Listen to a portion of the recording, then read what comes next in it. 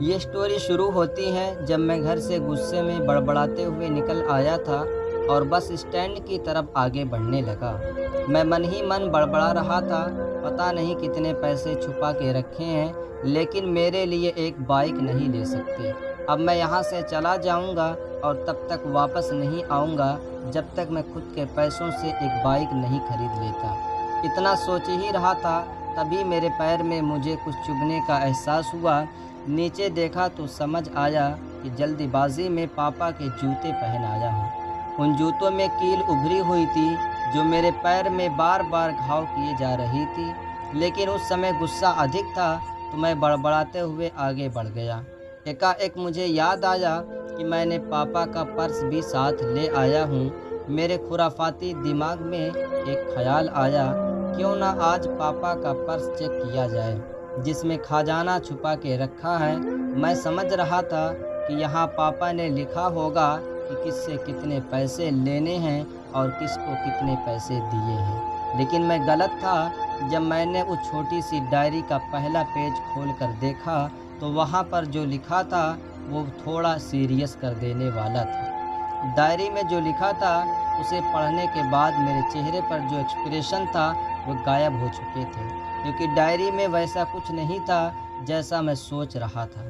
वहाँ पर उन पैसों का हिसाब लिखा हुआ था जो अलग अलग कामों के लिए अलग अलग लोगों से उधार लिए गए थे। उस लिस्ट में कंप्यूटर के नाम पर भी पैसे लिए गए थे। कुछ यूँ लिखा था, 50,000 बेटे के कंप्यूटर के लिए। बस यही वो कंप्यूटर था जिसे मैं आज तक यूज़ कर रहा हूँ, लेकिन मुझे पता नहीं था कि उस कंप्यूटर को ख़रीदने के लिए पैसे कहाँ से आए थे।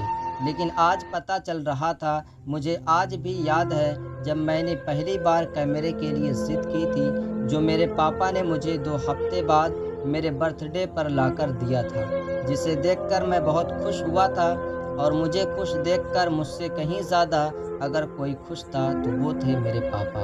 अब मेरे चेहरे पर गुस्सा एकदम गायब हो चुका था।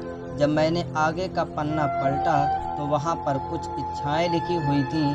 पहली जो विश थी उसमें जो लिखा हुआ था, अच्छे जूते पहनना। ये बात मेरी कुछ समझ में नहीं आई। तभी मेरा पाँव अचानक सड़क पर भरे हुए पानी पर जा पड़ा और तभी मेरे पाँव में कुछ गीलीपन होने का एहसास हुआ। जब मैंने जूता उतार कर देखा तो उसका तला टूटा हुआ था। ये देखकर मुझे डायरी में लिखी बात याद आ गई। तभी मुझे माँ बाप की कही बातें भी याद आ रही थी कि कैसे माँ जब कहा करती थी पापा से, अब तो जूते पुराने हो गए, नए ले लीजिए, तो पापा अक्सर ये कहकर टाल दिया करते थे, जूते अभी और चलेंगे, अभी कुछ दिन पहले तो लिए थे। मुझे आज समझ आ रहा था कि कितने दिन और चलेंगे। साथ ही साथ ये भी समझ आ रहा था कि पापा पर्स को क्यों छुपा कर रखते थे। तभी उस डायरी को पढ़ते हुए बस स्टैंड पर पड़ी बेंच पर आकर बैठ गया। अब उस डायरी का आखिरी पन्ना बचा हुआ था। उस पन्ने को जब मैंने पलट कर देखा तो वहाँ कल की डेट लिखी हुई थी। तारीख के नीचे लिखा हुआ था 50,000 रुपये बाइक के लिए। बस इतना पढ़ा और दिमाग सन्न रह गया। अब मेरे मन में कोई शिकवा गिला नहीं बचा था, बस मेरी आंखों से आंसू निकले जा रहे थे। मुझे आज तक नहीं पता तब मैं क्यों रोए जा रहा था। अब मैं जल्दी से घर की तरफ भागा, लेकिन जूतों की वो कील पाँव में अब तक घाव बनाने में कामयाब हो चुकी थी। मैंने जूतों को रास्ते में ही निकाल कर फेंक दिया और भागते लड़खड़ाते हुए घर जा पहुंचा। लेकिन पापा घर पर नहीं थे। मैं समझ गया वो कहाँ थे। मैं सीधा पास वाली बाइक एजेंसी की तरफ भागा। पता नहीं आज कहाँ से इतनी ताकत आ गई थी कि मैं भागते हुए थक नहीं रहा था, और वो भी बिना जूतों के नंगे पैर। जैसे तैसे मैं बाइक एजेंसी पर पहुंचा। पापा वही थे।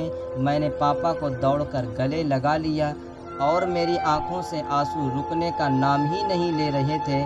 पापा कुछ समझ नहीं पा रहे थे, आखिर हो क्या रहा है, मैं क्यों रो रहा हूँ। मैंने पापा से कहा, पापा मुझे मोटरसाइकिल नहीं चाहिए, आप अपने लिए जूते ले लीजिए। अब आज से मैं जो भी करूँगा अपनी मेहनत से अपने बलबूते पर पढ़कर करूँगा। दोस्तों बस इतनी सी थी ये कहानी, ये हार्ट टचिंग स्टोरी लिखते हुए आज मेरी भी आंखें नम हुई हैं। मैं आज आपसे कहना चाहूँगा ठीक ऐसे ही होते हैं हमारे पिता। हम अक्सर देखते हैं कि हम अपनी माँ से हर बात शेयर करते हैं और माँ भी इसके बदले में हमें बहुत प्यार देती है। लेकिन एक शख्स ऐसा भी होता है जो हमें छुपकर प्यार करता है, वो होते हैं हमारे पिता। ये परिवार में एकमात्र ऐसा व्यक्ति होता है जो अपने बच्चों से उन्हें बिना जताए छिपकर प्यार करता है, खुद की इच्छाओं को मारकर बच्चों के लिए सपने देखता है और उनकी खुशी में ही खुश हो जाता है मुझे नहीं पता कि आप अपने पेरेंट्स की इज़्ज़त करते हो या नहीं। अगर आपके पास पेरेंट्स हैं तो आप बहुत खुशनसीब हो, क्योंकि इस दुनिया में बहुत से लोगों को तो पेरेंट्स का प्यार भी नसीब नहीं होता। अंत में यही कहना चाहूँगा कि माँ बाप की भावनाओं का सम्मान करें। अपना कीमती वक्त देने के लिए आपका तहे दिल से शुक्रिया, धन्यवाद।